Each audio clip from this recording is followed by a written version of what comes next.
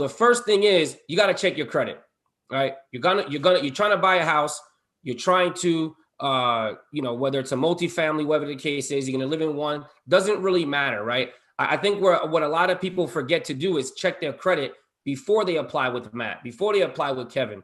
And what you need to do is you need to be able to know what's on your credit report, because guess what? They're going to ask you, hey, what is this? And if you say, I don't know, it's like, come on, like, how serious are you with your credit? If you're applying for a $300,000 mortgage, a $500,000 mortgage, and you haven't checked your credit in 6 months, 7 months, you know what I mean? So you have to make sure you check your credit report. I would say every month, right? And at a bare minimum.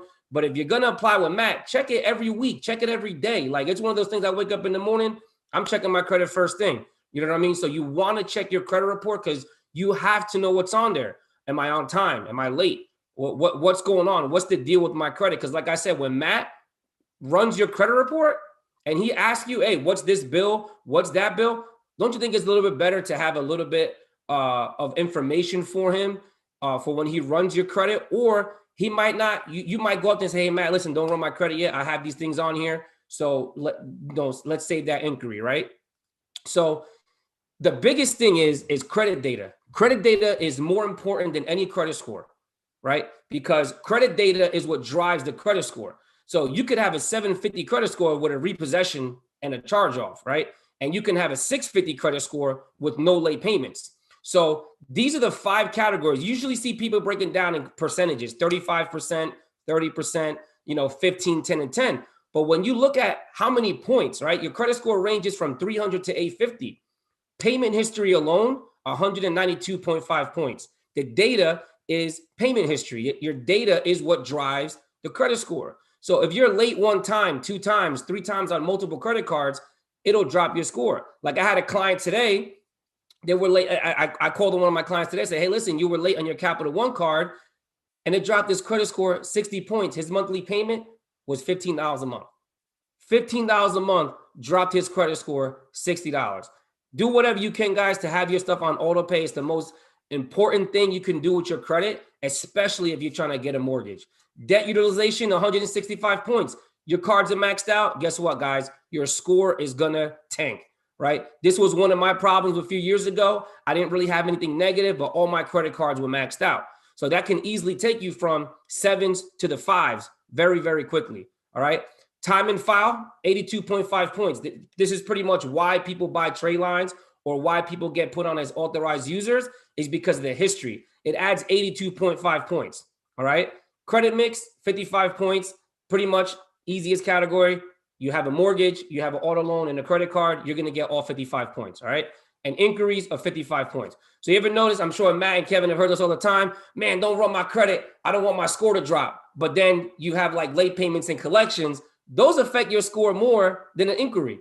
So people are always so scared about inquiries. And the most important thing you have to understand about inquiries is they only affect you 55 points, which is 10%. But any mortgage inquiries usually done within the 30 to 45 day period only count as 1.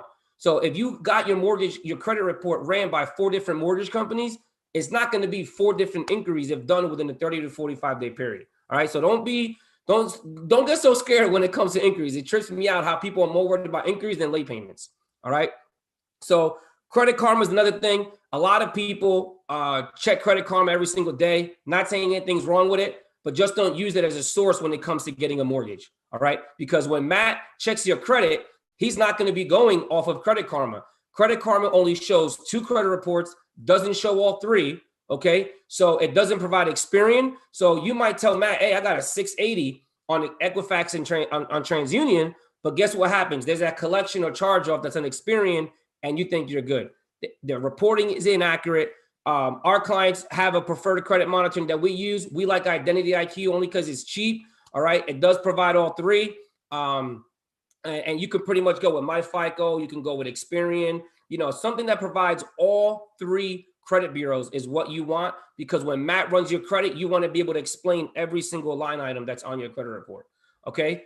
The next thing is that when it comes to your credit, right, and when it comes to buying getting approved for a mortgage, one of the biggest things that we see besides maxed out credit cards is lack of credit. or no credit history, right? We deal with a lot of celebrities and a lot of people that deal with cash. Like, I don't want to use that. I got cash. I couldn't buy that car in full. Well, guess what? Are you going to buy $1 million property house in full? I mean, you shouldn't. If you can, you still shouldn't, right? Use the mortgage to leverage it. So these are some credit cards right here that can help you with building credit, and typically with no inquiries or only one inquiry per bureau, right? So you have Self-Lender. Self-Lender is one of the easiest ways to build credit. It's a savings account that reports to your credit report. So you pay like $25 a month, boom, they report a credit card to your credit report. Petal, P-E-T-A-L, Petal credit card. They're one of a new credit card that just came out. They check Experian. They do a pre-qualification. They approve up to $10,000 credit card, and you can use that credit card anywhere. Another one, everybody's pretty familiar with Capital One. They will pre-qualify you and let you know if you are pre-approved for a credit card. Any local credit union is typically good. You have other ones like DCU, Navy Federal, Pentagon Federal Credit Union. Credit unions are a really good place to build credit. Trade lines, when it comes to mortgages, don't hold as much weight. So I would say when it comes to mortgages, I don't suggest you buying a trade line. Try to do it on your own, or have a family member add you as an authorized user without a trade line. Okay.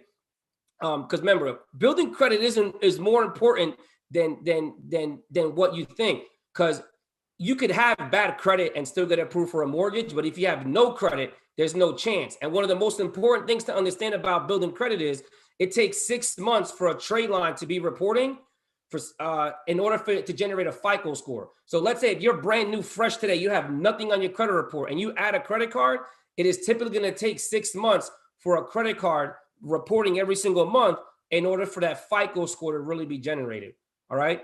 Current credit cards. One of the things that we see with a lot of clients, like I said before, maxed out cards. Don't try to just pay your credit cards down to 30%, 40% when it comes to a mortgage. Listen, if you can pay it down as much as you can, pay it down. It's just going to increase your borrowing power. That's pretty much what it's going to do. It's going to eliminate those monthly payments that you have on the credit cards and things like that. So pay it down as much as you can. See if you're eligible for a limit increase without an inquiry, because then that's also going to raise your credit score. So right now, your goal with getting the mortgage is lowering your credit score. Lowering your debt, increasing your credit score, and by paying down your debt and increasing your credit limits, it's going to do just that. All right. If they're going to say, hey, we're going to run your credit for the credit limit increase, tell them not to do it, because you do want to try to limit any inquiries up until the point of you getting approved for a mortgage. Okay. And then also, do not use your credit cards at all if you know you're going for a mortgage. So if you know you're going for a mortgage, don't go to, don't meet EYL down in Miami and now max all your credit cards out. You know what I mean? Then next thing you know, your credit score is going to drop, a lot of points, right? And guess what? You're going to have to wait until those credit cards are paid down or do a rapid rescore in order for that score to get back up. All right. So this is another biggest thing that we see. I know Matt posted something about an income-based rate. This is where you guys can go. Right now, student loans are in forbearance. Student loans are in forbearance. You can go to studentloans.gov and consolidate or refinance your student loans that are in collections into a new loan. Even though they're not collecting on it, if your student loans are negative, it is still affecting your credit. You can go to this website, consolidate them or refinance them for free. If you're in default, you do have to do a rehabilitation program for about 9 months. All right. Now, I didn't want to just touch on this right quick, because a lot of people have to understand that when it comes to business credit, it doesn't report on your personal credit, right? So remember everything that I was saying about maxing out your credit cards, don't apply for anything, whatever the case is. If you have business credit available, you can max it out all you want. It's not going to show up. So my problem when I bought my house was I didn't have any business credit. So I really couldn't use any credit cards. You couldn't use any money. But now if you're using your business credit cards, you can still do what you got to do on a daily basis. And in a sense, you're not hiding the money. You're just using it on a different means, right? And the other thing that we've been telling a lot of our clients to do is if you have a car right now on your personal credit and you have an LLC, trade that car in, get it off of your personal credit and get a car under your business, because now that car is also not going to show up on your personal credit. Once again, increasing your borrowing power. So check it out. Imagine now you go to Matt, 0 credit card debt, no car payments. You show him your income. He's going to be like, you know what? You can now get approved for the maximum amount because you have no car payment, you have no credit card debt, you have nothing. So that's going to be the difference of you getting approved maybe for 200, 250, 300 to 500, 600. And if you have a business, that's where you want everything to show. Because guess what? When Matt runs your credit, he ain't checking your business credit when it comes to a mortgage. He's checking your personal credit. So you can have 6, 7, 8 cars on your business credit. It doesn't matter. Okay. So definitely check that out, because you want to make sure that you're not putting yourself in a bad position. My graduates from my school being Forbes, bag drop. Bag drop. A mic drop, bag drop. Bag drop.